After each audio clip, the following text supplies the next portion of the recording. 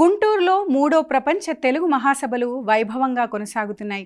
సభకు హాజరైన సందర్భంగా శాసన సభాపతి అయ్యన్న పాత్రుడు మాట్లాడుతూ తెలుగు కేవలం భాష కాదని మనందరి జీవన విధానమని పేర్కొన్నారు. తెలుగు భాష విశిష్టతను భావితరాలకు చాటి చెప్పాలన్నారు. పల్లెల్లోనూ క్రమేణా ఇప్పుడు తెలుగు కనుమరుగైపోతోందంటూ ఆవేదన వ్యక్తం చేశారు. మహాసభల్లో సాహితీవేత్తలు, తెలుగు భాషా ప్రియులు పెద్ద సంఖ్యలో పాల్గొన్నారు. తెలుగు మహాసభలు ఏర్పాటు చేయడం, అందులోకి ప్రత్యేకత ఏంటంటే సత్యసాయిబాబా గారి సన్నిధిలో ఈ కార్యక్రమం జరగడం. రెండో ప్రత్యేకత ఏమిటంటే తెలుగుని దేశ విదేశాలకు చాటి చెప్పినటువంటి మహానుభావుడు ఎన్టీ రామారావు గారు కళా వేదికలో జరగడం.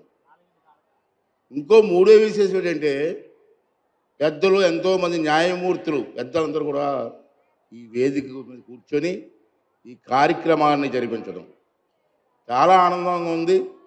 ఇటువంటి పవిత్రమైన వేదికపై మాట్లాడే అవకాశం నాకు రావడం నా జీవితం ధన్యమైందని చెప్పి కూడా ఈ సందర్భంలో మీ అందరికీ మనవేస్తున్నాను.